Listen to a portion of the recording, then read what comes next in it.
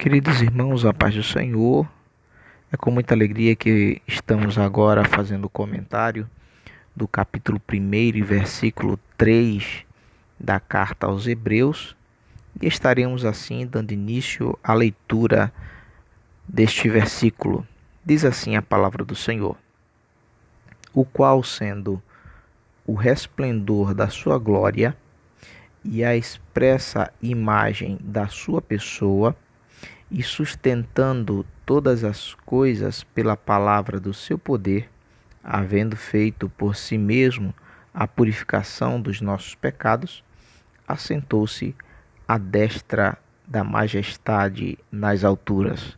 Hebreus capítulo 1, versículo 3.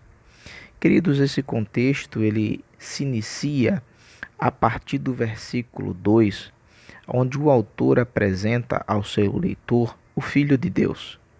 Ele diz no versículo 2, a quem constituiu o herdeiro de tudo, porque fez também o mundo. Hebreus 1 e versículo 2.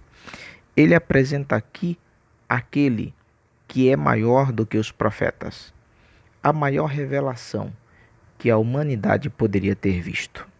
A Bíblia de Estudo Pentecostal, em seu esboço, apresenta os versículos 1 a 3 do capítulo 1 como Cristo superior aos profetas. A Bíblia de Estudo Oman apresenta em seu esboço os versículos 1 a 3 do capítulo 1 como sendo a exaltação de Jesus Cristo. Ora, observe, só quem pode constituir um herdeiro, uma vez que estamos falando agora daquele que deu a sua herdade, é o pai, ou um dono, que seja aquele que quer entregar a sua herança. Sendo assim, a Bíblia nos confere entender quão verdadeiro é esse contexto, onde Deus usou aqui a sua autoridade soberana. Vejamos, no Evangelho segundo João, no capítulo 1, versículo 1 e versículo 2, diz assim: no princípio era o Verbo, e o Verbo estava com Deus, e o Verbo era Deus. Ele estava no princípio com Deus. Veja agora o que João registra no capítulo 3, versículo 16. Porque Deus amou o mundo de tal maneira que deu o seu Filho unigênito, para que todo aquele que nele crer não pereça, mas tenha a vida eterna.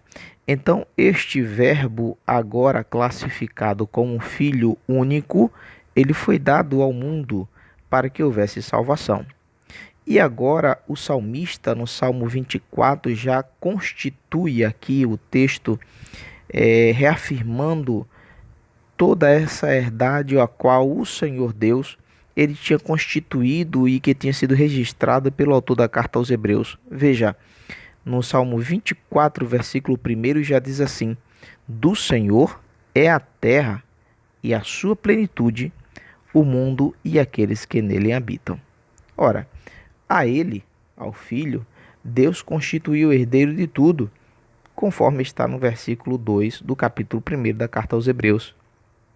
E é sobre esse Filho que o autor discorre em seu texto. Vejamos.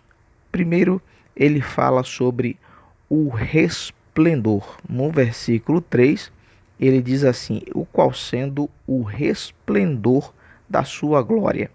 Observe o que está escrito nas palavras do autor. O dicionário contido na Bíblia de Estudo Palavra-Chave nos informa que a expressão utilizada para resplendor significa literalmente um brilho, isto é, uma infulgência. Isso está registrado na página 2077, no versículo 541 do Dicionário do Novo Testamento. O dicionarista reitera que este vocábulo tem ocorrência única no capítulo 1 e versículo 3 da carta aos Hebreus. Essa expressão é utilizada no sentido figurado, que significa em quem a divina majestade é manifesta. No outro comentário judaico do Novo Testamento, na página 722, registra a segunda expressão, abre aspas. O objetivo desta expressão não é o de sugerir que Yeshua seja apenas um esplendor de luz criada, porém o de transmitir algumas das associações da expressão o brilho da glória de Deus ou o resplendor da Shekinah.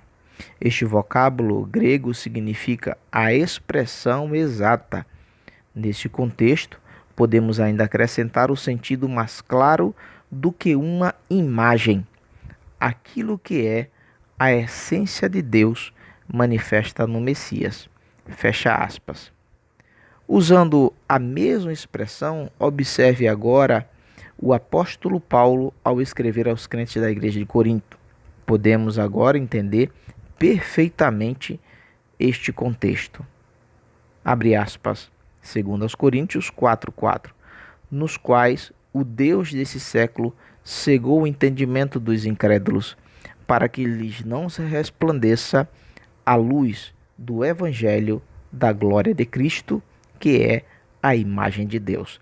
Então, queridos irmãos, o autor da carta aos Hebreus, ao falar sobre resplendor da glória, ele estava apresentando para aqueles cristãos perseguidos que mais valia servir a este Deus, que era a imagem e semelhança do Pai, do que desistir dessa caminhada.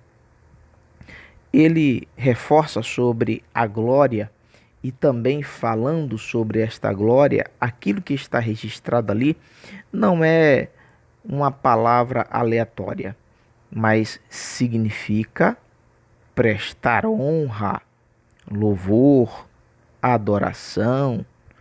Quando esta honra se refere a Deus, simboliza, por exemplo, que Deus é honrado e glorificado.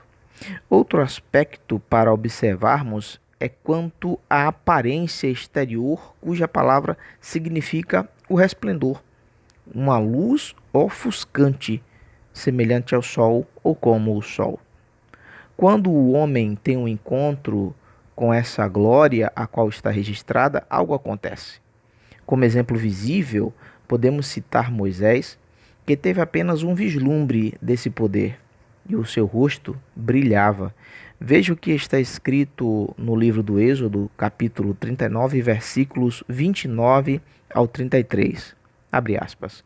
E acontece que, descendo Moisés do monte Sinai, trazia as 2 tábuas do testamento em suas mãos. Sim, quando desceu do monte.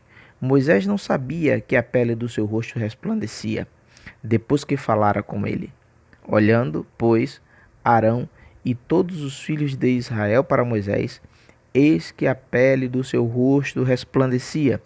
Por isso, temeram chegar-se a ele.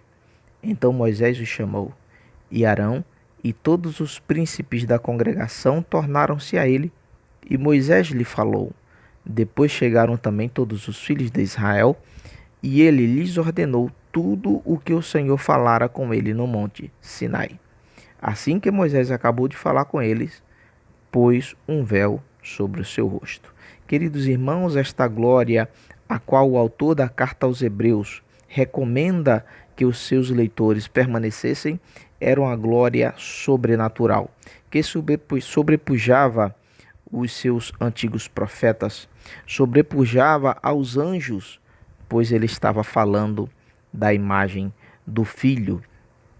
E logo em seguida ele fala sobre expressa imagem da sua pessoa. Neste contexto, o autor da carta apresenta Cristo como a imagem expressa da natureza de Deus. Vejamos o que está escrito no dicionário citado outrora. Abre aspas. A expressão usada significa esculpir, entalhar. Originalmente, uma ferramenta para gravar ou entalhar. Posteriormente, a palavra identificava a gravação propriamente dita. Normalmente, alguma coisa gravada, entalhada, esculpida, um símbolo, uma letra, uma marca ou um sinal. No texto original grego do Novo Testamento, uma significa, claro, uma impressão, uma imagem. Usada apenas em Hebreus 1:3, onde Jesus é descrito como uma imagem expressa da natureza de Deus. E o texto, ele continua em seu versículo 3, falando sobre o sustentar das coisas pela palavra do seu poder. Queridos, veja o que está simbolizado nesse texto que você lê.